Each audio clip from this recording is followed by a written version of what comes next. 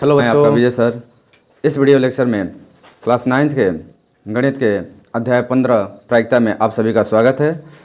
इस पहले लेक्चर आरंभ करने से पहले हम कुछ मुख्य बिंदुओं पे बात करेंगे कि इस लेक्चर में पढ़ने वाले क्या क्या हैं, कौन कौन से ऐसे बिंदु हैं जिन बिंदुओं के बारे में हम इस पूरे के पूरे लेक्चर में अध्ययन करेंगे और उसके बारे में बात करेंगे।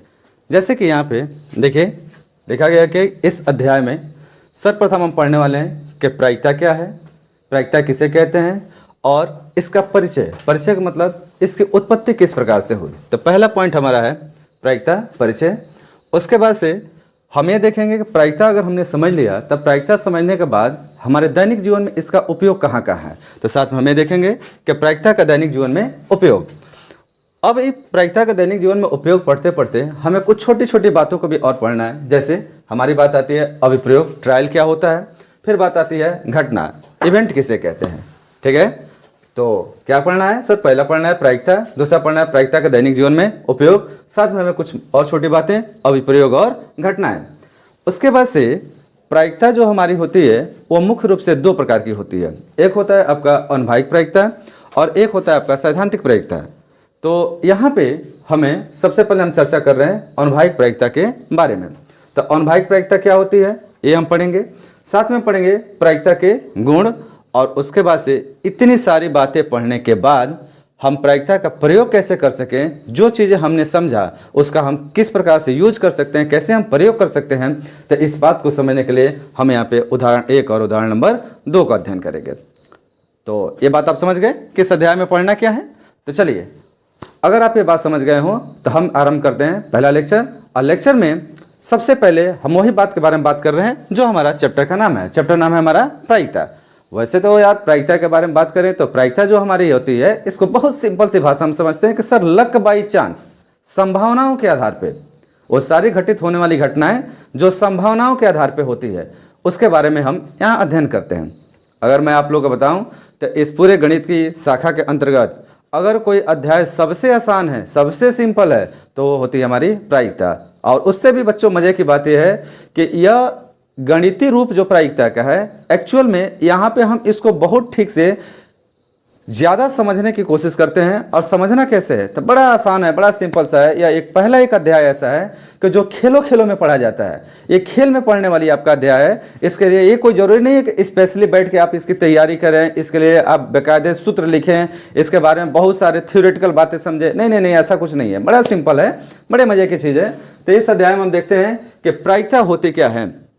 अब प्रायिकता को अगर हम समझना चाहें तो प्रायिकता को समझने से पहले कुछ मुख्य बातें यहाँ पे समझते हैं जो अक्सर ऐसी कुछ घटनाएं घटती हैं जो हमारे दैनिक जीवन में परस्पर देखने को मिलती है और उसके बारे में हम कहीं ना कहीं एक संभावना जताते हैं। जैसे पहले हम बात यहाँ पे कर रहे हैं कि संभवतः आज बारिश होगी। आज हम उम्मीद कर रहे हैं कि आज क्या होगी, बारिश होगी। साथ में मुझे संदेह है कि जॉनी इस परीक्षा में उत्तीर्ण होगा। कक्षा में राहुल के प्रथम आने की संभावना है। कल के मैच में भारत के टॉस जीतने का संयोग 50-50% का है और आज राम मिलने आ सकता है। तो हम यहाँ पे समझने की कोशिश कर रहे हैं कि प्रायिकता क्या है। तो प्रायिकता को समझने से पहले हम सबसे पहले डिस्कस करेंगे कुछ ऐसी घटित घटनाएं जो हमारे दैनिक जीवन में होती रहती हैं। जैसे संभवतः आज बारिश होगी। साथ में हम बात कर रहे हैं कि मुझे संदेह है कि जॉनी इस परीक्षा में उत्तीर्ण होगा। कक्षा में राहुल के प्रथम आने की संभावना है। कल के मैच में भारत के टॉस जीतने के संयोग 50-50% का है और आज राम मिलने आ सकता है। अब एक कुछ ऐसी घटनाएं हैं जिन घटनाओं के बारे में हम विशेष करके चर्चा करते हैं। जैसे यहाँ पे बात हो रही है कि संभवतः आज बारिश होगी। देखिए कितने मजे की चीज़ है। आप यहाँ पे क्या कर रहे हैं, अनुमान लगा रहे हैं। कैसा अनुमान लगा रहे हैं, तो आप कह रहे हैं कि मे बी पॉसिबल है कि आज बारिश होगी। अच्छा, ये बात आपने कैसे बोला? हो सकता है कि आप घर से निकल रहे हैं स्कूल जाने के लिए, उस समय आपको लगा कि बादल चारों ओर से पूरा घेर रखा है, पूरा काला काला सा बादल हो रखा है। तो इसके आधार पे एक आप संभावना जता रहे हैं कि आज क्या होगी, बारिश होगी। लेकिन क्या सच में बारिश होगी? तो बारिश हो भी सकती है और नहीं भी हो सकती है। मतलब यहाँ पे चांसेस कितने हैं, 50-50% के। या ये भी हो सकता है कि 101% है कि आज बारिश होगी, तो यहाँ पे चांसेस बन जाएंगे 100% के। लेकिन आप केवल क्या कर रहे हैं, एक संभावना बता रहे हैं, एक संभावना जता रहे हैं। संभावना कैसा है कि आज बारिश होगी, तो बारिश हो भी सकती है और नहीं भी हो सकती। उसी प्रकार से हमारी क्लास में एक बच्चा है जिसका नाम है जॉनी, और उस जॉनी के बारे में हम कह रहे हैं कि मुझे संदेह है कि जॉनी इस परीक्षा में उत्तीर्ण होगा। अब देखिए, ये बात आप कैसे कह सकते हैं कि जॉनी इस परीक्षा में उत्तीर्ण होगा? अब इसके पीछे दो कारण है। या तो आप 101% इस बात के बारे में जानते हो कि भैया जॉनी इस परीक्षा में क्या होगा, पास होगा। कैसे? क्योंकि पूरे क्लास के बच्चों में एक जॉनी ऐसा बच्चा है जो सबसे अच्छी तरीके से पढ़ाई कर रहा है, इसलिए आप अनुमान लगा रहे हैं कि जॉनी क्या होगा, पास होगा। लेकिन सच में ऐसा है कि जॉनी पास होगा? तो जॉनी उत्तीर्ण हो भी सकता है और नहीं भी हो सकता है। कैसे नहीं हो सकता है? तो यह भी तो हो सकता है ना कि जॉनी कि जितने हमें संज्ञान है कि जॉनी बहुत पढ़ाई कर रहा है, बहुत पढ़ रहा है, बहुत लिख रहा है, लेकिन एक्चुअल में जॉनी का जेन्युइन जो तैयारी है वो नहीं है। बस ये दिख रहा है कि जॉनी पढ़ रहा है।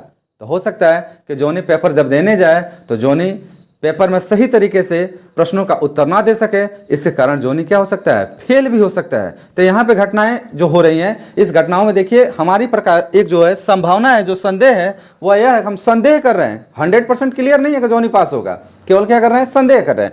और संदेह के दौरान हम बोले कि जॉनी क्या होगा, पास होगा। उसी प्रकार से कक्षा में राहुल के प्रथम आने की संभावना है। ये बड़ा शानदार कॉन्सेप्ट है कि भैया हम एक अनुमान लगा रहे हैं कि हमारे कक्षा में एक राहुल नाम का व्यक्ति, एक राहुल नाम का बच्चा है जिसके क्लास में पहले स्थान प्राप्त करने की अधिकतम मात्रा में क्या है, एक प्रकार का संभावना है कि यह राहुल प्रथम स्थान पाएगा। लेकिन सच में राहुल प्रथम स्थान पाएगा? हो सकता है कि आप केवल राहुल के बारे में जानते हो, किसी अन्य बच्चों के बारे में ना जानते हो सकता है कि एक ऐसा बच्चा जो दिखाई तो नहीं देता संभवतः रूप से कि वो कितना पढ़ता है, कितना नहीं पढ़ता है, लेकिन वह आंतरिक रूप से उसकी तैयारी बहुत अच्छी है। और राहुल जो तैयारी करता है वो हमें सुस्पष्ट रूप से दिखाई देता है।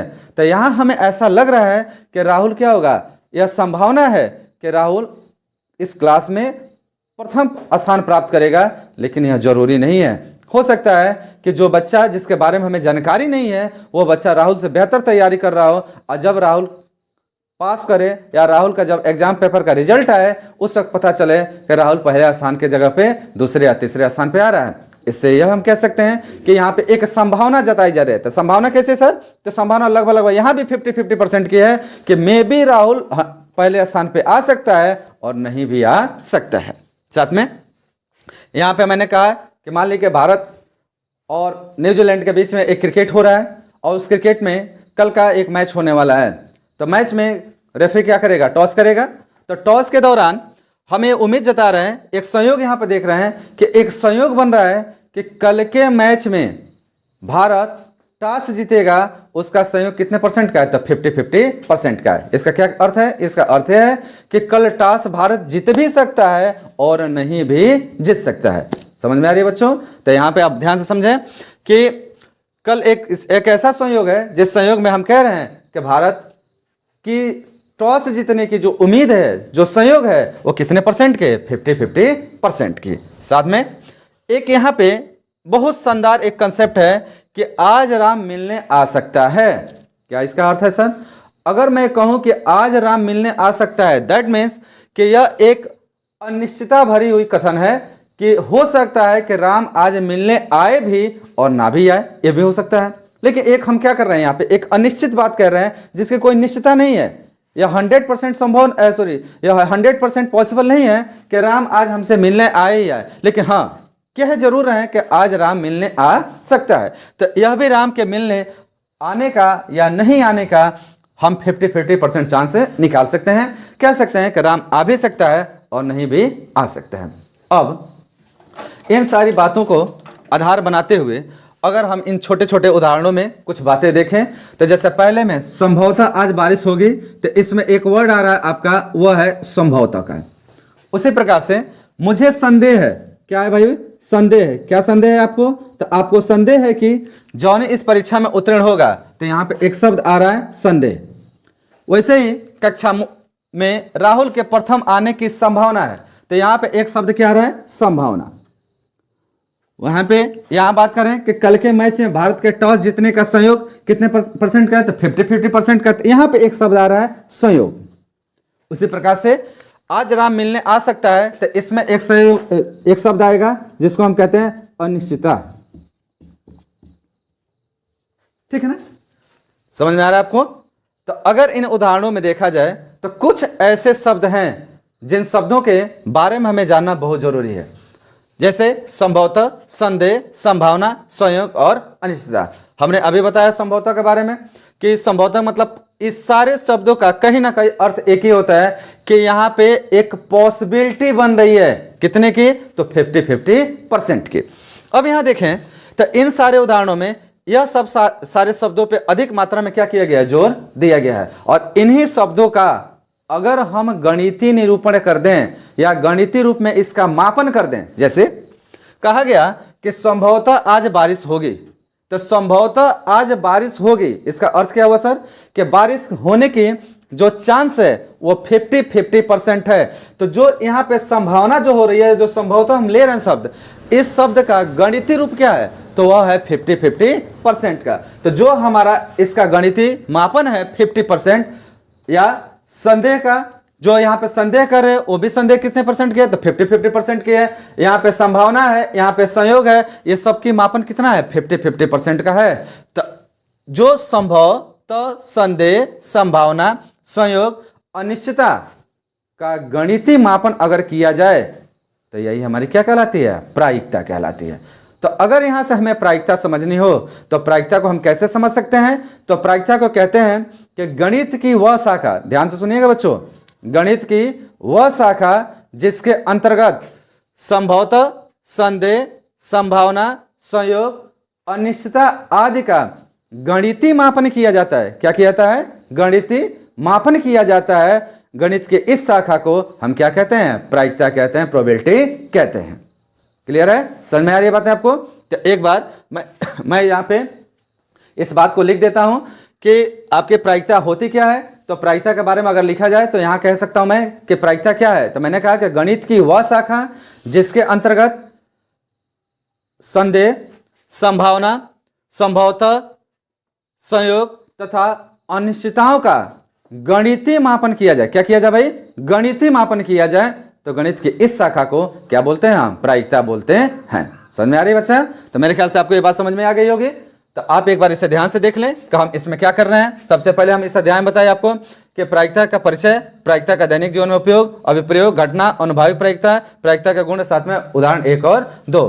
अब इसमें सबसे पहले प्रायिकता को जब हम समझने गए तो प्रायिकता को समझने के लिए कुछ ऐसे घटनाओं का अध्ययन हमने किया जो दैनिक जीवन में घटित होती हैं। उसमें से पहला हमने लिया संभवतः आज बारिश होगी, मुझे संदेह है कि जॉनी इस परीक्षा में उत्तीर्ण होगा, कक्षा में राहुल के प्रथम आने की संभावना, कल के मैच में भारत के टॉस जीतने का संयोग 50-50% है, साथ ही साथ आज राम मिलने आ सकता है, यह हमारी क्या है, अनिश्चितता है।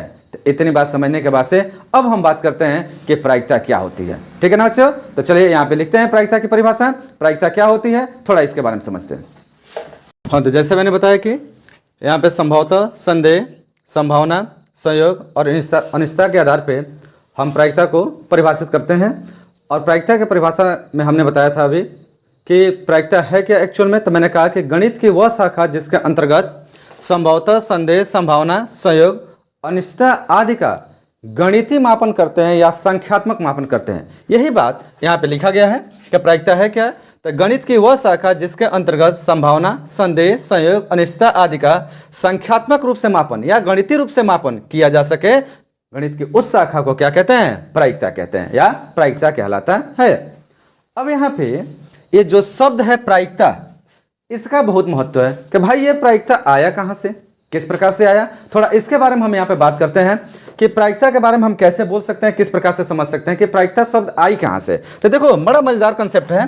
आज हम बात करते हैं प्रायिकता की उत्पत्ति के बारे में।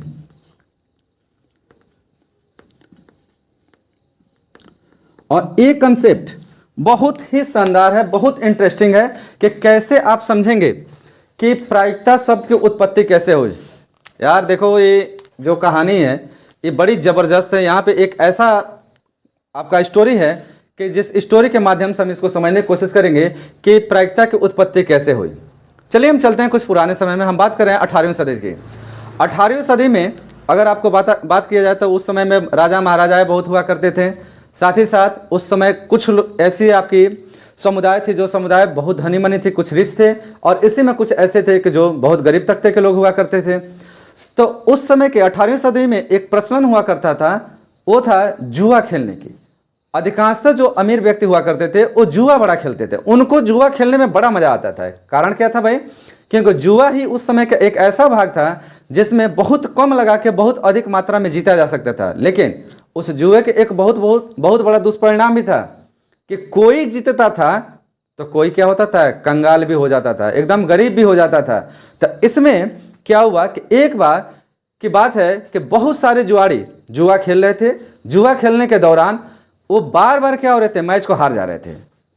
जितनी बार जुआ खेल रहे थे उतनी बार मैच को क्या हो जाते, हार जाते। अब वो थे बड़े परेशान क्यों थे भाई? अब ये था कि एक लिमिट में ही हमारे पास मान लीजिए कि एक अमाउंट है, एक धन है, और उस धन को हमने कहीं जुआ में लगा दिया, किसी प्रकार का जुआ खेल रहे हैं। अब देखो वहाँ जुआ की कैटेगरी भी थी, क्या थी? या तो कैसीनो टाइप का हुआ करता था, या तो कार्ड खेलते थे, या तो आपका क्या चेस खेलते थे, या आपका अगर कहे तो पासा खेलते थे, या हेड टेल पे भी वो जुआ खेल लेते थे। जैसे हम कहते हैं सिक्के को उछालने पे जुआ खेल लेते थे।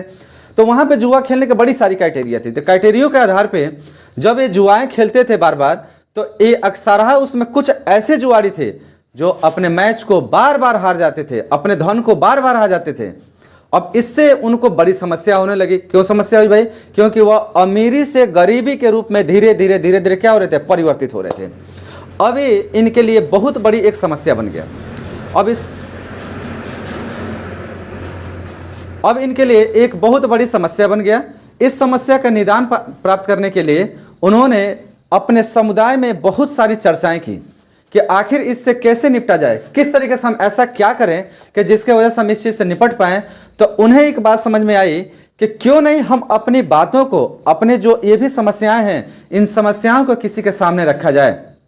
तब उनके पूरे समुदाय को दिमाग में एक ख्यालात आया कि उन्हें लगा कि इस समस्या को किसी ऐसे व्यक्ति के सामने रखा जाए जो व्यक्ति बहुत ही ज़्यादा समझदार हो, बहुत ही ज़्यादा उसको इन सब चीज़ों के बारे में जानकारी हो।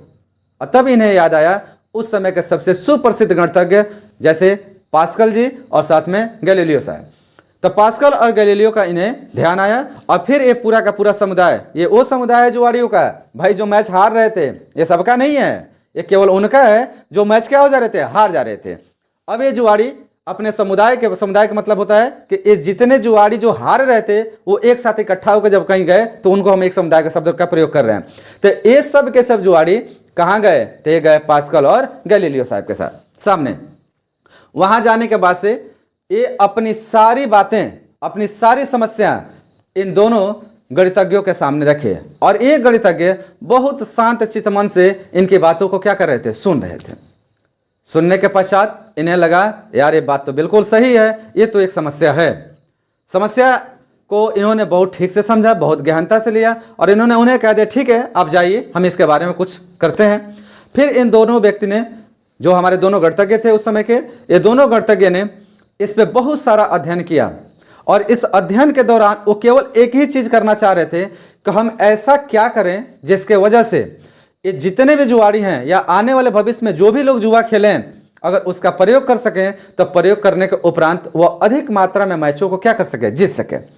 ठीक, तो इन समस्याओं का निदान प्राप्त करने के दौरान किसको निदान प्राप्त कर रहा था? तो वह निदान प्राप्त करने वाले दो हमारे गणितज्ञ थे, एक थे हमारे गैलीलियो साहब और एक थे हमारे पास्कल साहब। तो पास्कल और गैलीलियो ने इसी समस्याओं का निदान करने के लिए बहुत सारे अध्ययन किए, बहुत सारे एक्सपेरिमेंट किए, और साथ ही साथ इनके निदान प्राप्त करने के दौरान इन्हें एक शब्द की प्राप्ति हुई, एक बात की प्राप्ति हुई, और उन्होंने कहा कि भैया इसका निदान किसके माध्यम से किया जा सकता है? तो प्रायिकता के माध्यम से किया जा सकता है। तो ये प्रायिकता की उत्पत्ति होने की क्या है, कहानी है, एक स्टोरी है। तो प्रायिकता कहाँ से उत्पत्ति हुई? तो प्रायिकता की उत्पत्ति जो हुई वो हमारी 18वीं शताब्दी में, कौन सी शताब्दी में भाई? 18वीं शताब्दी में, 18वीं शताब्दी में हुई।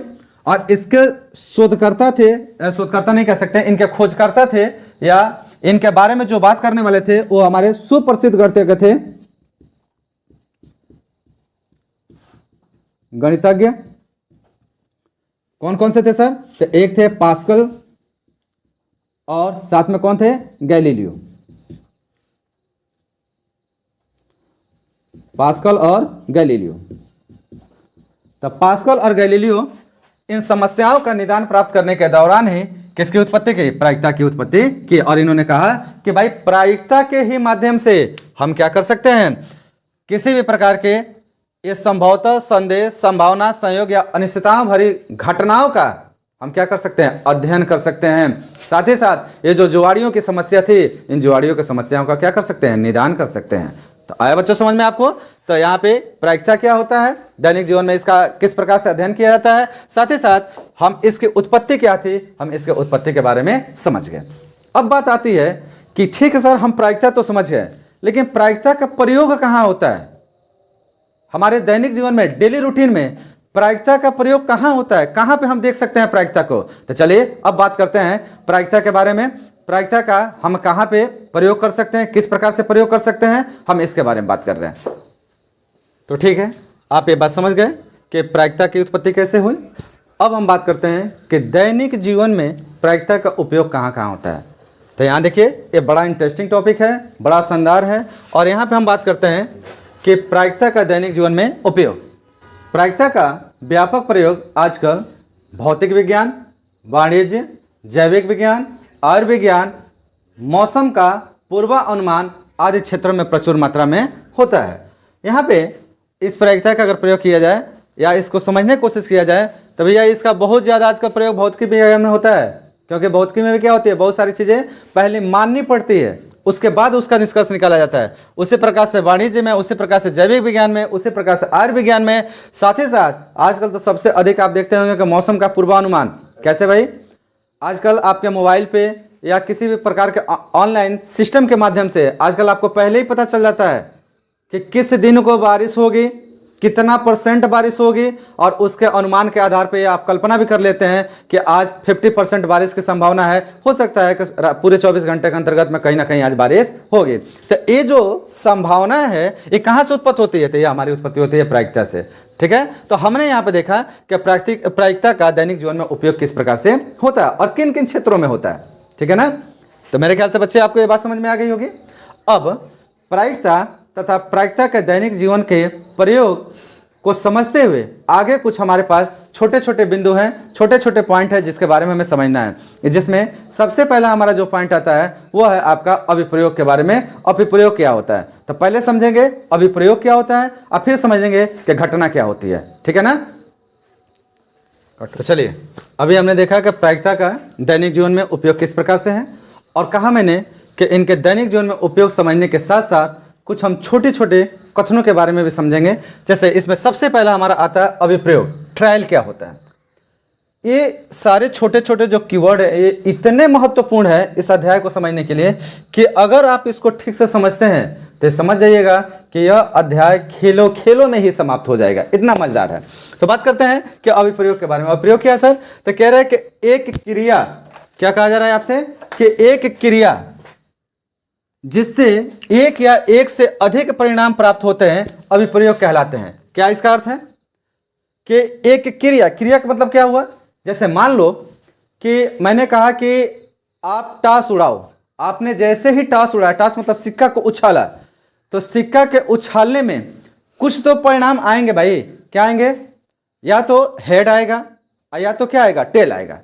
अगर कोई परिणाम नहीं आता है तो ये समझ लीजिएगा कि सिक्का का उछालना एक अभिप्रयोग नहीं है।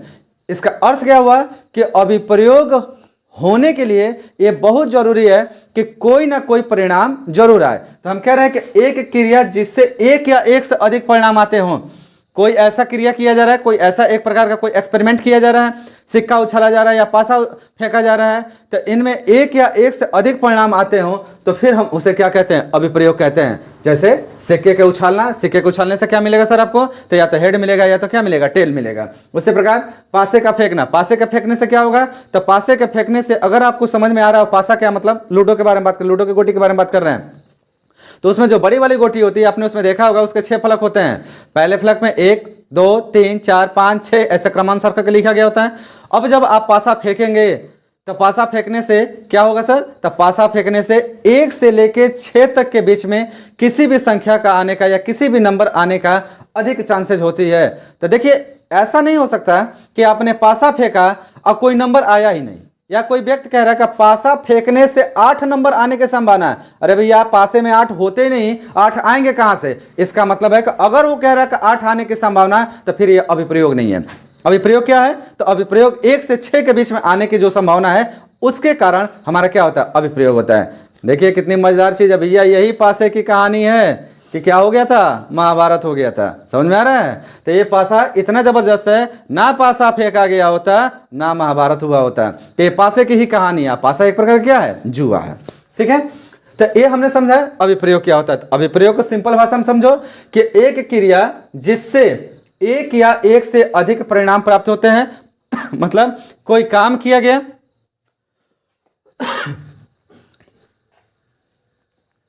हाँ, अभिप्रयोग को समझो, एक क्रिया जिससे एक या एक से अधिक परिणाम प्राप्त होते हैं अभिप्रयोग कहलाते हैं। मतलब कोई कार्य किया गया, कैसा कार्य किया गया? सिक्के को उछालना, या सिक्के को उछाला गया या पासे को फेंका गया। होगा क्या इससे? तो सिक्के को उछालोगे तो या तो हेड आएगा या तो टेल आएगा, 100% है। उसी प्रकार से पासे को फेंकोगे तो 1 से लेकर 6 के बीच के कोई ना कोई नंबर जरूर आएगा। तो ये नंबर को आने के कारण ही यह क्या कहलाएगा? यह क्रिया क्या कहलाएगी? अभिप्रयोग कहलाएगी। और यदि नंबर नहीं आया, यदि हेड टेल नहीं आया तो फिर वह आपका अभिप्रयोग नहीं कहलाएगा। क्लियर है? तो ये हो गया अभिप्रयोग। मेरे ख्याल से आप ये बात को समझ पा रहे होंगे। अब हम बात करते हैं घटना के बारे में। घटना क्या है बच्चा? तो घटना के बारे में अगर हम बात करें तो कहते हैं कि किसी अभिप्रयोग के दौरान परिणाम का आना। अब मान लो कि कोई अभिप्रयोग किया गया, तो अभिप्रयोग कब होगा भाई? तो अभिप्रयोग तब होगा जब कोई घटना घटेगी। घटना कैसा घटेगी? तो या तो जैसे मान लो सिक्के को उछाला तो इसमें घटना क्या घटेगी? या तो हेड आएगा या तो क्या आएगा? टेल आएगा। तो हेड टेल के आने के कारण ही वह आपका जो है वह क्या कहलाएगा? अभिप्रयोग कहलाएगा। अब यहाँ पे ये तो हमारा होगा अभिप्रयोग। तो कह रहा है कि किसी अभिप्रयोग मतलब एक घटना घट रही है, 100% है। तो किसी अभिप्रयोग तो अभिप्रयोग का क्या यहाँ पर अर्थ हुआ? तो अभिप्रयोग का अर्थ हुआ कि भाई यहाँ तो यह तय है कि एक घटना जरूर घटेगी, क्योंकि अगर घटना नहीं घट रही है तो वह आपका क्रिया अभिप्रयोग नहीं होगा। तो यहाँ पे लिखा किसी अभिप्रयोग मतलब घटना घट रही है के दौरान परिणाम। तो अब अगर घटना घट रही तो कुछ तो परिणाम आएगा ना। जैसे सिक्के का उछालना, तो सिक्के के उछालने में क्या था? या तो हेड आएगा या तो क्या आएगा? टेल। तो अगर कोई घटना घट रही जिसके कारण कोई क्रिया अभिप्रयोग कहला रही है तो उसमें क्या आ रहा है? तो उसमें जो परिणाम आएगा उसी परिणाम को क्या कहते हैं? घटना कहते हैं। मतलब यहां पे अगर सिक्का का उछाला जाए तो सिक्के के उछालने में या तो चित आएगा या क्या आएगा? पट आएगा। तो चित को क्या बोलेंगे? हेड बोलेंगे। और पट को क्या बोलते हैं? टेल बोलते हैं। साथ ही साथ इसका एक और नाम है। चित को हम बोलते हैं शीर्ष कहते हैं, और हम पट को क्या कहते हैं? पूछ कहते हैं। तो यह भी कह सकते हैं यहाँ पे कि शीर्ष का आना या पूछ का आना या चित का आना या पट का आना या हेड का आना या टेल का आना, यह सब के सब क्या कहलाती हैं? घटना कहलाती हैं। उसी प्रकार से पासे को अगर फेंके तो पासे को फेंके तो 1 का आना, 2 का आना, 3 का आना, 4 का आना, 5 का आना, 6 का आना, ये सब के सब अलग अलग क्या कहलाएंगे? घटना कहलाएंगे। तो यहाँ पे हमने समझा कि अभिप्रयोग क्या है और घटना क्या है। अब इसके आगे हम बात करते हैं कि घटनाएं कितनी प्रकार की होती हैं। तो दैनिक जीवन में जो भी घटनाएं घटती हैं या व्यवहारिक भाषा में जो भी घटनाएं घटती हैं वो घटनाएं मुख्य रूप से 2 प्रकार की होती हैं। पहला, एक तो संभव घटना और दूसरा आपका असंभव घटना। तो अब हम लोग बात करेंगे संभव तथा असंभव घटनाओं के बारे में। तो संभव घटना किसे कहेंगे? तो एक ऐसी घटना जो वास्तविक रूप में प्राकृतिक में घटित होती हो, और एक ऐसी घटना जो केवल काल्पनिक हो, घटित ना होती हो, या उस प्रकार का कोई प्रारूप प्राप्त ना हो। तो जो घटना घटित होती है वो है संभव, और जो घटना नहीं घटित होती है वो क्या है? असंभव। तो चलिए अब यहाँ से हम क्या करते हैं? संभव तथा असंभव घटनाओं के बारे में बात करते हैं। प्यारे बच्चों, यहाँ पे ध्यान रखना कि जो भी आपको पढ़ाया जा रहा है आप साथ साथ इसका क्या कर सकते हैं? नोट भी बना सकते हैं। आप एक समय लेकर आप इनका स्क्रीनशॉट ले सकते हैं। स्क्रीनशॉट के माध्यम से आप इसका क्या कर सकते हैं? नोट बना सकते हैं। साथ में आप लोग से अनुग्रह है कि इस वीडियो लेक्चर के अंतर्गत जो हमारा पढ़े भारत बड़े भारत बाय विजय सर का चैनल है यूट्यूब पे, इस चैनल का टेलीग्राम आईडी इस वीडियो के डिस्क्रिप्शन में दिया गया होगा। आप जाएं वहाँ पे और अधिक मात्रा में टेलीग्राम से जुड़ें। कारण है टेलीग्राम से जुड़ने के पीछे यहाँ पे इस पूरी की पूरी चैनल के माध्यम से जो भी इन्फॉर्मेशन होगी वो सबसे पहले आपको कहाँ प्रोवाइड की जाती है, टेलीग्राम पे ही प्रोवाइड की जाती है। तो आपको सूचनाएं सबसे पहले टेलीग्राम पे ही प्राप्त होती हैं, जैसे कब हमारे नया बैच आ रहा है, कब हमारा नए आपके क्या लेक्चर आ रहे हैं, किस प्रकार के लेक्चर आ रहे हैं, एग्जाम आने वाले हैं तो एग्जाम के कौन कौन से सिनेरियो हैं, वो सारी बातें आपको टेलीग्राम पे मिलेगी। तो प्यारे बच्चों, अधिक से अधिक मात्रा में आप टेलीग्राम से जुड़ें। साथ ही में अगर आपको ये वीडियो अच्छा लग रहा हो तो आप इसे लाइक करें, इसे अधिक मात्रा में शेयर करें और साथ में इसे क्या करें, सब्सक्राइब करें। तो आगे हम बढ़ते हैं और समझते हैं घटनाओं के प्रकार के बारे में। तो हम बात कर रहे हैं घटनाओं के प्रकार में। हमने कहा कि घटनाओं के प्रकार मुख्य रूप से दो प्रकार के होते हैं, एक संभव घटना और एक असंभव घटना। हमने कहा कि प्रकृति में जो घटनाएं घटित होती हैं वो होती हैं संभव, और जो घटनाएं घटित नहीं होती वो क्या होता है, असंभव। अब इनके कुछ उदाहरण से समझते हैं। जैसे आज वर्षा होगी, ये तो सामान्य बातें हैं भाई, प्रकृति में वर्षा होती है, इसलिए ये कैसी घटना होगी, संभव घटना होगी। राहुल कल मेला जाएगा, एक राहुल नाम का बच्चा है, वो कल मेला जाएगा। स्वाभाविक रूप से मेला लगते हैं, मेले में बच्चे जाते हैं, तो राहुल भी मेला जाएगा, इसलिए ये कैसा है, संभव घटना है। मोहन कल शहर को जाएगा, ग्रामीण इलाकों से बहुत लोग शहर को जाते हैं, उसी में से एक व्यक्ति है जिसका नाम है मोहन, वो मोहन कल शहर को जाएगा। ये सामान्य बातें हैं, ये संभव है, ये घटनाएं घटित होती हैं, इसलिए यह कैसा है, संभव घटना है। पृथ्वी सूर्य के चारों तरफ चक्कर लगाती है, यह तो 101% संभव है, क्योंकि यही होता है, पृथ्वी सूर्य के चारों तरफ क्या करती है, चक्कर लगाती है। पासा फेंकने पे 6 का अंक आना, यह भी बिल्कुल संभव है, क्योंकि एक पासे पे 1 से लेकर 6 तक अंक होते हैं, इसलिए पासा फेंकने पे 6 आने की संभावना क्या है, अधिकतम है, इसलिए यह सब के सब कैसी घटना है, संभव। ऐसे असंख्य उदाहरण आपको मिलेगा संभव घटनाओं के।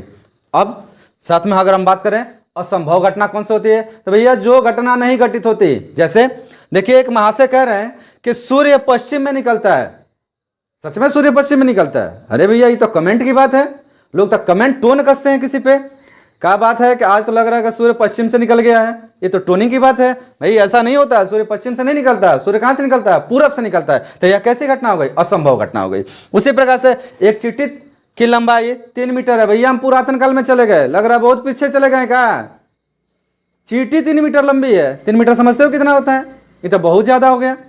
अब कहने वाले महाशय कह दिए कि भैया चींटी जो होती है वो 3 मीटर लंबी होती है। अरे आपके कहने से 3 मीटर लंबी होती है? नहीं, चींटी 3 मीटर लंबी नहीं होती, लेकिन बातें तो काल्पनिक है ना, कहीं तो जा सकती है ना।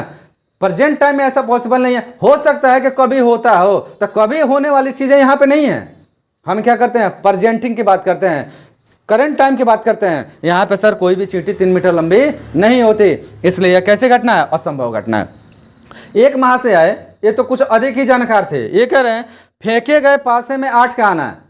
भैया उन्होंने अलग प्रकार का पासा बनाया है, अलग प्रकार का लूडो बनाया है, उसमें सबके लूडो में 1 से लेकर 6 तक अंक होते हैं, भाई साहब में 8 होते हैं। ऐसा होता है क्या? नहीं होता है। किसी भी प्रकार के पासे में कहीं पे भी आपको 1 से लेकर 8 अंक नहीं दिखाई देंगे। 1 से लेकर कितना दिखाई देंगे बच्चा? 6 ही दिखाई देंगे। इसका मतलब है कि फेंके गए पासे में 8 का आना यह संभव घटना नहीं है। कैसी घटना है? असंभव घटना है। तो प्यारे बच्चों, मेरे ख्याल से आपको ये बात समझ में आ रही होगी, तो आप इसे क्या करें, नोट कर लें कि संभव घटना क्या है और असंभव घटना क्या है। तो यहाँ पे अब हम बात कर रहे हैं प्रायिकता के प्रकार के। तो यहाँ पे मुख्य रूप से हमारे पास 2 प्रकार के प्रायिकता होते हैं। एक होता है प्रायोगिक इंपेरिमेंटल या अनुभाविक एम्पेरिकल प्रायिकता, दूसरा हमारा होता है सैद्धांतिक प्रायिकता। हम क्लास अगर 9th के बारे में बात करें तो बच्चों यहाँ पे हमें एक मुख्य रूप से पहला प्रायिकता पढ़ना है, प्रायोगिक या अनुभाविक प्रायिकता के बारे में पढ़ना है। यहाँ पे जो भी हम करेंगे वो सबका हम कहीं ना कहीं अनुभव करेंगे या प्रयोग करके, तब हम प्रायिकता के बारे में उसको क्या करेंगे, समझेंगे। तो क्या होता है अनुभाविक प्रायिकता? तो जहाँ पे अनुभवों के द्वारा, प्रयोगों के द्वारा हम किसी घटना के बारे में बात करें, किसी संभावनाओं के बारे में बात करें, तो वह हमारे क्या होती है, अनुभाविक प्रायिकता होती है। तो यहाँ बात करते हैं अनुभाविक प्रायिकता में किस प्रकार से हम समझते हैं। तो हमने कहा कि माना कोई अभिप्रयोग n बार किया गया है, जैसे सिक्के को उछालना है, तो सिक्के को 1 बार उछाला गया है या 2 बार उछाला गया है, 3 बार उछाला गया है, तो उछालने में क्या आएगा, हेड आएगा, टेल आएगा, यही 2 चीजें आएंगी। तो माना कोई अभिप्रयोग n बार किया गया है और इसमें हेड और टेल एक प्रकार की क्या है, घटना है, तो इसमें घटित घटना ई बार हो, तो जो घटना घटित हो रही है वो कितनी बार है, ई बार है। तो घटना ई के घटित होने की ई क्या है सर यहाँ पे, तो ई का शाब्दिक अर्थ है इवेंट से, और यहाँ पे ई जो है वह है कि हेड आया है कि क्या आया है, टेल आया है। तो यहाँ कहा गया है कि घटना ई के घटित होने की प्रायिकता, मतलब हेड आने की प्रायिकता क्या होगी या टेल आने की प्रायिकता क्या होगी। तो यहाँ पे हमने लिखा है कि ई के आने की प्रायिकता या घटना ई के आने की प्रायिकता पीई बराबर अभिप्रयोगों की संख्या जिनमें घटना घटी होती है या घटी है, साथ ही साथ अभिप्रयोगों की कुल संख्या। अब ये जो फार्मूला यहाँ पे इन्होंने दिया है, यह फार्मूला बहुत ही महत्वपूर्ण है या इतना महत्वपूर्ण है कि इसी के आधार पे हम पूरे क्लास 9 का सारे के सारे क्या कर सकते हैं, आपका पूरा प्रश्न को हल ज्ञात कर सकते हैं। अब थोड़ा ये चीज़ समझने में बच्चों को समस्या आती है, तो किस प्रकार से हम समझें, तो यहाँ पे हम बात करते हैं। देखिए एक्चुअल में ये ऐसे शब्दों का प्रयोग किया गया है कि अभिप्रयोगों की संख्या जिनमें घटना घटी है बटा अभिप्रयोगों की कुल संख्या, इसमें थोड़ा समझने में बच्चों को दिक्कत आती है। तो हम यहाँ पे क्या करते हैं, इसी चीज़ को थोड़ा और सुधार के लिखते हैं अपनी भाषा में, अपने जो हम भाषा समझ सकते हैं। तो हम यहाँ पे लिख रहे हैं या ई की घटित होने की प्रायिकता यह बराबर होगा अभिप्रयोगों में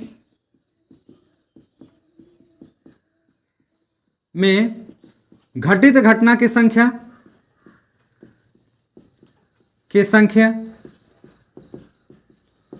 बटा अभिप्रयोगों की कुल संख्या, अभिप्रयोगों के कुल संख्या। ठीक, इस प्रकार से हम इस बात को समझ सकते हैं कि सेम यही चीज है कि अभिप्रयोगों की संख्या जिनमें घटना घटी है बटा अभिप्रयोगों की कुल संख्या। अब इसी को थोड़ा ठीक से समझने के लिए कि आसानी से कैसे समझे, तो हमने से कहा कि अभिप्रयोगों में घटित घटना की संख्या, कोई अभिप्रयोग में जो घटना घटी है कितनी बार घटी है बटा अभिप्रयोग कुल संख्या कितनी बार अभिप्रयोग हुआ है। जैसे एक उदाहरण देखो, मैंने कहा कि एक सिक्के के उछालने पर चित आने की प्रायिकता, चित आने की प्रायिकता क्या है, ये थोड़ा हम समझते हैं। अब देखिए इसको कैसे समझ सकते हैं, कितना आसान है, बहुत ही आसान है। देखो एक सिक्का उछालोगे तो क्या आएगा, तो एक आएगा हेड या तो क्या आएगा टेल, या तो हमारा चित आएगा या तो क्या आएगा पट आएगा। इसका मतलब इसमें कितनी प्रकार की घटनाएं घटेंगी, दो प्रकार से। तो कुल प्रयोग कितने हो गए, दो हो गए, एक हेड का आना, एक हो गया टेल का आना। तो हम यहाँ पे अगर इसका सॉल्यूशन करें तो इसका सॉल्यूशन हम कैसे कर सकते हैं, तो हम यहाँ लिखेंगे अभिप्रयोगों की कुल संख्या,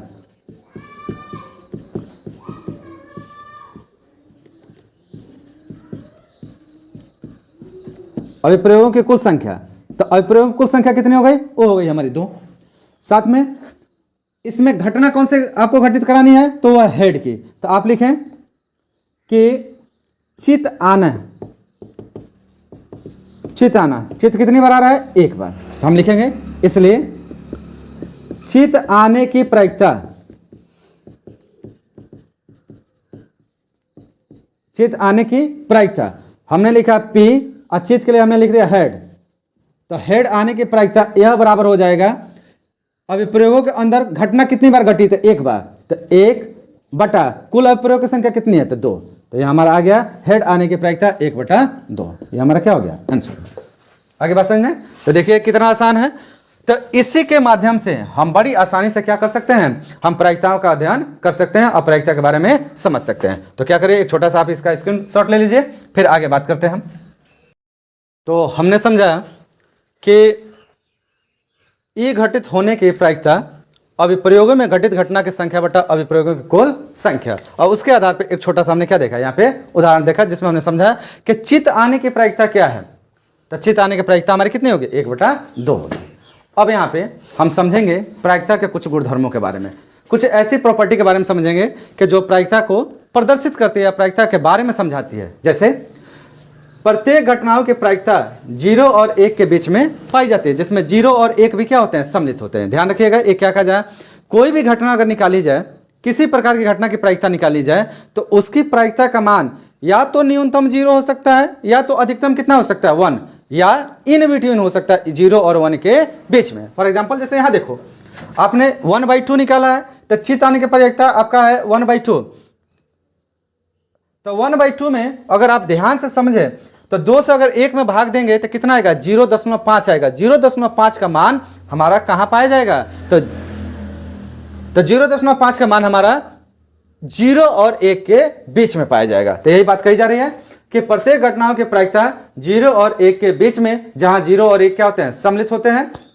इसलिए किसी घटना की प्रायिकता बड़ा होता है या बराबर होता है, यहां पे एक छूट गया है आपका, बराबर होता है किसके? 0 के, या छोटा होगा या बराबर होगा 1 से। इसका शाब्दिक अर्थ है कि घटित होने वाली घटनाओं की प्रायिकता सदैव 0 और 1 के कहां पाई जाती है? बीच में ही पाई जाती है, जिसमें 0 और 1 को भी हम क्या करते हैं? सम्मिलित करते हैं। सबसे न्यूनतम किसी घटना की प्रायिकता 0 और अधिकतम किसी घटना की प्रायिकता कितनी हो सकती है? 1। 1 से अधिक नहीं हो सकती या 0 से कम नहीं हो सकती। दूसरा, अगर कोई घटना निश्चित है, घटित होती है, तो उसकी अधिकतम प्रायिकता कितनी होती है? 1। अगर कोई घटना नहीं घटित होती है, अनिश्चित होती है, वो कहीं पे भी पाई नहीं जाती है, तो उसकी प्रायिकता कितनी होती है? 0 होती है। अब हम कह रहे हैं कि मान लीजिए कि कोई अभिप्रयोग किया जा रहा है और उस अभिप्रयोग में जितने भी घटनाएं घटित होती हैं, हमने मान लिया कि n बार घटनाएं घटित होती हैं, तो उन सारी घटनाओं की अगर अलग अलग प्रायिकता निकालें और फिर प्रायिकता निकाल के आपस में क्या करें? योग करें, तो उनका मान सदैव किसके बराबर प्राप्त होता है? 1 के बराबर प्राप्त होता है। जैसे मैंने कहा कि पहली घटना के लिए प्रायिकता Pe1, दूसरी घटना के लिए प्रायिकता Pe2, तीसरी घटना की प्रायिकता निकाला Pe3, ये तीनों का निकाल के इसी प्रकार से nवें वाले का निकाला कि Pe1, और सबको आपस में जोड़ा, तो उस प्रायिकताओं का मान किसके बराबर प्राप्त हुआ? हमें 1 के बराबर प्राप्त हुआ। तो यहाँ पे आप देख रहे हैं कि प्रायिकताओं के गुण क्या है। तो आपको यहाँ पे 2 बातों का विशेष ध्यान रखना है। पहला कि प्रायिकता का फॉर्मूला क्या होता है। तो हमने कहा कि अभिप्रयोगों में घटित घटना की संख्या बटा अभिप्रयोगों की कुल संख्या। दूसरी बात यहाँ पे हम कह रहे हैं कि प्रायिकता के गुण क्या क्या होते हैं। तो पहला कि प्रायिकता में घटित घटना की प्रायिकता जो होती है या किसी घटित घटना की प्रायिकता जो होती है वह 0 के बराबर या 0 से बड़ा, लेकिन 1 के बराबर या 1 से क्या होता है? छोटा होता है। निश्चित घटनाओं की प्रायिकता 1, अनिश्चित घटनाओं की प्रायिकता क्या होती है? 0 होती है। और एक किसी प्रयोग में 1 से अधिक घटनाएं घटित होती हैं, तो सारी घटनाओं का अलग अलग प्रायिकताओं का योग जो होता है वो सदैव किसके बराबर होता है? 1 के बराबर होता है। तो आप इसे क्या करें? नोट कर लें, फिर हम आगे बात करते हैं। अब आगे इतनी बात समझने के बाद से अब हम प्रायिकता तो क्या है बच्चों, इतनी बात समझने के बाद से हम ये बात समझ चुके हैं कि प्रायिकता क्या है और साथ में प्रायिकता की सूत्र क्या है और उसके बाद से उसके किस प्रकार से गुणधर्म क्या क्या है, प्रायिकता कहाँ से कहाँ तक पाई जाती है, इसमें किस प्रकार की प्रायिकता का मान 1 होता है, किस प्रकार की प्रायिकता का मान क्या होता है? 0 होता है। और एक ही अभिप्रयोग में कितनी की भी सारी अगर घटनाएं घटी हो तो सारी घटनाओं का अगर प्रायिकता निकालें तो उसका योग किसके बराबर होता है? 1 के बराबर होता है। इतनी बात हम समझ चुके हैं। अगर बच्चों आपको ये वीडियो पसंद आ रही हो तो आप इसे लाइक जरूर करें, साथ में आप कमेंट भी करें। इस कमेंट से क्या होता है, एक्चुअल में हम लोग को थोड़ा मोटिवेशनल एक प्रकार का यह पार्ट है, हम लोग को मोटिवेट करता है कहीं ना कहीं आगे वीडियो बनाने के लिए और आप लोग को और बेहतर से बेहतर पढ़ाने के लिए। साथ में टेलीग्राम चैनल से जुड़ना ना भूलें। आपका टेलीग्राम का चैनल का जो लिंक है वो डिस्क्रिप्शन में मिल जाएगा आपको, आप जाकर डिस्क्रिप्शन से देख सकते हैं। साथ ही साथ इस चैनल का लिंक भी मिल जाएगा। अगर यह आपको इंटरेस्टिंग लग रहा है, बहुत मजेदार कंसेप्ट लग रहा है, अगर आपको लग रहा है कि नहीं हमको बातें बड़ी आसानी से समझ में आ रही है, तो आप अधिक से अधिक मात्रा में बच्चों इसको सब्सक्राइब करें और अपने दोस्तों को इससे क्या करें? जोड़ें। अब इस सारे बातों के होने के तत्पश्चात प्रायिकता अप्रायिकता के गुणधर्म समझने के बाद अब हम इन सारे बातों को होने के पश्चात प्रायिकता तथा प्रायिकता के गुणधर्म समझने के बाद अब हम क्या करते हैं, ये समझने की कोशिश करते हैं कि एक्चुअल में दैनिक जीवन में जो हमारे गणितीय प्रारूप हैं उन गणितीय प्रारूपों में प्रायिकता का हम प्रयोग कैसे कर सकते हैं। तो आज के इस वीडियो लेक्चर में जो हमारा पहला लेक्चर है, इस वीडियो लेक्चर में हम क्या करेंगे? उदाहरण 1 और उदाहरण 2 करेंगे। कहाँ के उदाहरण 1 और 2 हैं? तो यह उदाहरण 1 और 2 जो हमारे हैं यह आपके एनसीईआरटी आधारित जो हमारा बुक है क्लास 9th का गणित का, उस बुक के आधार पे हम ले रहे हैं। तो पूरा का पूरा इस सिनेरियो जो हमारा चलने वाला है वो एनसीईआरटी बेस्ड है, एनसीईआरटी के ही आधार पे किए जाएंगे। तो चलिए अब देखते हैं उदाहरण नंबर 1। तो चलिए देखते हैं उदाहरण नंबर 1। एक सिक्के को 1000 बार उछालने पर निम्नलिखित बारंबारताएं प्राप्त होती हैं। चित 455 और पट 545 बार। प्रत्येक घटना की प्रायिकता अभिकलित कीजिए। मैंने आपको बताया था कि एक मेन फार्मूला यहाँ पे जो है वो है घटनाओं की प्रायिकता या घटना ए की प्रायिकता यह बराबर होता है अभिप्रयोगों में घटित घटना की संख्या बटा अभिप्रयोगों की कुल संख्या। तो इसके आधार पे हम यहाँ पे कोशिश करते हैं। सबसे पहले हम देखें कि अभिप्रयोगों की कुल संख्या कितनी है। तो भाई यहाँ देखो कितनी बार सिक्के उछाले जा रहे हैं, तो 1000 बार। इसलिए अगर इसका सॉल्यूशन करें तो इसका सॉल्यूशन कैसे आएगा, ये देखें आप। तो सबसे पहले आप लिखेंगे अभिप्रयोगों की कुल संख्या। तो अभिप्रयोगों की कुल संख्या, तो अभिप्रयोगों की कुल संख्या कितनी होगी सर? तो अभिप्रयोगों की कुल संख्या होगी जितनी बार सिक्के उछाले गए होंगे। तो कितनी बार उछाले गए हैं? 1000 बार। अभिप्रयोगों की कुल संख्या कितनी बार हो गया? 1000 बार। अब हम बात करेंगे यहाँ पे अभिप्रयोगों में घटित घटना की संख्या। अभिप्रयोगों में दो प्रकार की घटना घटित हो रही है। एक तो आपका चित कितनी बार है? तो चित है 455 बार, और दूसरा हो रहा है हमारा पट कितनी बार है? तो यह 545 बार। अब प्रश्न के आधार पे यहाँ पे कहा गया है कि प्रत्येक घटना की प्रायिकता ज्ञात की। तो किसका ज्ञात करना है? तो पहले चित का, उसके बाद से किसका ज्ञात करना है? पट का। तो हम यहाँ निकालते हैं सबसे पहले चित के लिए, और यहाँ लिखेंगे प्रायिकता किसके लिए भाई? चित। प्रायिकता चित ये कितना होगा? तो यह होगा आपका 455 बटा आपका 1000। अब यहाँ समझने वाली बात है कि 455 कैसे आया। तो भाई चित जो है वो अभिप्रयोगों में घटित घटना है। तो हम एक चित की घटना के बारे में जिक्र कर रहे थे। चित की घटना कितनी बार घटी है? 455 बार। कितने बारों में घटी है? तो 1000 में 455 बार चित आया है। इसलिए चित की प्रायिकता यह बराबर हो गया 455 बटा 1000। अब 1000 से 455 भाग देंगे तो कितना आएगा? 0.455। आप जानते हैं कि जब हम किसी संख्या में 10, 100, 1000 या 10,000 से भाग देते हैं तो ऊपर वाली संख्या को जस का तस लिख के नीचे जितना जीरो होता है पीछे से उतना नंबर काउंट करके हम क्या कर देते हैं? दशमलव लगाते हैं। तो यहाँ देखिए 3 जीरो है, इसलिए 1, 2, 3 और उसके आगे दशमलव लगा दिया, और फिर हमने क्या कर दिया? जीरो लगा दिया। अब जिस प्रकार से हमने चित के लिए निकाला है बिल्कुल उसी प्रकार से किसके लिए निकालेंगे? पट के लिए भी निकालेंगे। तो यहाँ पे हम बात करते हैं अगली बारी। तो यहाँ कहते हैं पट के लिए, और यहाँ लिखेंगे पट की प्रायिकता P या बराबर होगा पट कितनी बार आया भाई? तो 545 बार। कितने में से आया? तो 1000 में से। अब भाग दोगे तो कितना आ जाएगा? तो ये आ जाएगा 0.545, इतना हमारा आएगा।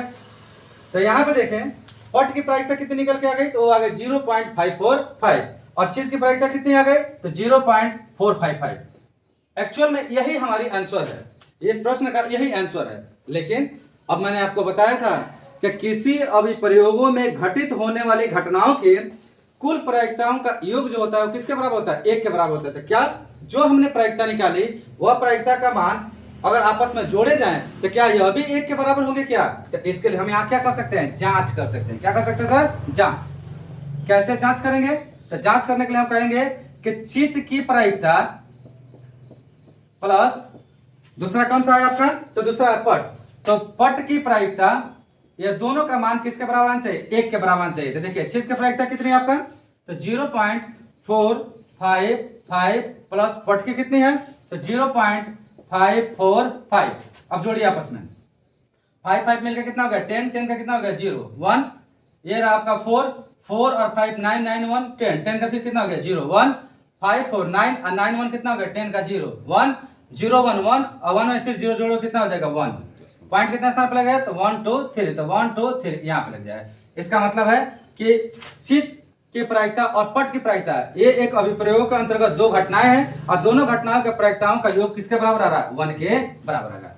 इसका मतलब है कि जो हमने यहाँ पे चित और पट की प्रायिकता निकाला है दोनों का मानों का योग जो है वो 1 के बराबर आ रहा है। इसलिए हमारे द्वारा निकाले गए ये दोनों प्रायिकताओं के मान क्या है? सही है। अगर ये सही है तो यहाँ पे हमारा क्या हो जाता है? वेरीफाई हो जाता है। आया बच्चों समझ में? अगर आपको ये बात समझ में आई हो तो बस इसे स्क्रीनशॉट इसका ले लें और इसे नोट कर लें।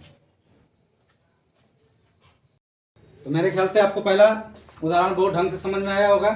बड़ा आसान है, बड़ा सिंपल है, आप आसानी से इसको पढ़ें और बहुत आसानी से आप इसे कर सकते हैं। चलिए अब चलते हैं एग्जाम्पल नंबर 2, उदाहरण नंबर 2 पे। क्या है उदाहरण नंबर 2? तो कह रहा है दो सिक्कों को एक साथ 500 बार उछालने पर कितनी बार उछाला जा रहा हो? 500। तो 500 क्या हो जाएगा हमारा? तो 500 हमारा हो जाएगा अभिप्रयोगों की अभिप्रयोगों की कुल संख्या, किसकी संख्या हो जाएगी बच्चा? अभिप्रयोगों की कुल संख्या कितनी बार हो जाएगा? 500 बार। अब आगे कह रहा है कि उछालने पर हमें यह प्राप्त होता है, दो चित 105 बार आ रहे हैं, एक चित 275 बार आ रहा है, कोई भी चित नहीं है वो कितनी बार? 120 बार। तो कह रहा है कि इनमें से प्रत्येक घटना के घटने के क्या निकालिए? प्रायिकता ज्ञात कीजिए। बड़ा आसान है, बहुत शानदार आपका क्वेश्चन है। देखिए कैसे करेंगे आप। हमने क्या किया, सबसे पहले देखा कि दो सिक्कों को कितनी बार उछाला गया, तो सर हमारा अभिप्रयोग कितनी बार हुआ? तो 500 बार हुआ। इसलिए हमने लिखा अभिप्रयोगों की कुल संख्या कितनी हो गई? 500। अब इसमें 3 प्रकार की घटनाएं हैं। पहला, दो चित है, एक चित है और कोई भी चित नहीं है। तो फिर क्या करेंगे सर? अब इन तीनों के अलग अलग हमें प्रायिकता निकालने। तो आप निकालो दो चित की प्रायिकता। तो आप लिखेंगे P दो चित, यह बराबर हो जाएगा आपका 105 जो अभिप्रयोग में घटित घटना है, अब बटा अभिप्रयोगों की कुल संख्या। तो कुल संख्या कितनी है? 500। ठीक है। अब क्या करिए? 5 से काटिए, 5 दूना 10, 5 से कम 5 और ये हो गया 100 बार में। अब 100 से 21 में भाग देंगे तो ये आ जाएगा 0.21। ठीक है। सेम इसी प्रकार से अब निकालें एक चित। तो एक चित की प्रायिकता क्या होगी भाई? तो एक चित, तो एक चित की प्रायिकता हो जाएगी आपकी P एक चित, यह बराबर हो जाएगा 275 बटा 500। फिर आप इसे क्या करें? 5 से काटें, तो 5 से काटेंगे तो यह 100 बार में कट जाएगा। ये काटिए, 55 25 55 25, 100 से भाग देंगे आंसर आएगा 0.55। अब आप यहाँ क्या करिए? अब अगला आप काम करें यहाँ पे। अब आप लिखें कोई भी चित नहीं आने की प्रायिकता। तो आप लिखेंगे प्रायिकता कोई भी चित नहीं। तो इसके लिखेंगे तो ये कितना आएगा? 120 बटा 500। काटिए फिर से, यह हो गया 5 से काटेंगे तो 100 और ये हो गया 5 दूना 10 और 5 चौका 20, भाग देंगे तो कितना आएगा? 0.24। अब यहाँ पे जो 0.21 आया, 0.55 आया और 0.24 आया, एक्चुअल में यही दो चित, एक चित और कोई भी चित नहीं आने के क्या है? प्रायिकता है।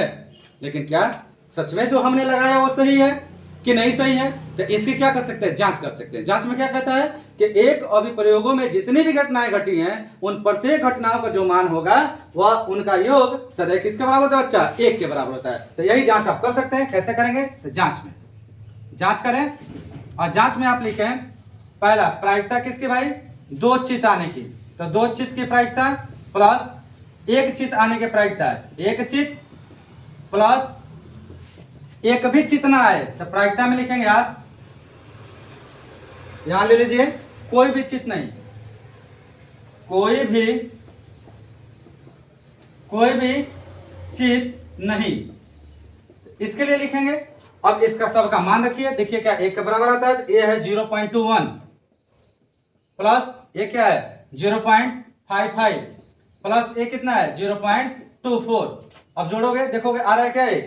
तब 549 मतलब 549 और 9 1 10 का 0, 1 कैरी करेगा, 2 1 3 3 5 8 8 2 10 का 0, फिर 1 कैरी करेगा, 1 0 1 0 1 और 0 1, ये 1 आ गया 1.00। 0 अगर हटाओ तो इसका मान किसके बराबर आ गया? 1 के बराबर आ गया। इसका मतलब है कि जो हमने यहाँ प्रायिकता निकाली है वो प्रायिकता बिल्कुल क्या है? सही है। और इस तरीके से आप कह सकते हैं यह सत्यापित हो गया, वेरीफाई हो गया कि हमारे द्वारा निकाले गए प्रायिकता का मान क्या है? एकदम सही है।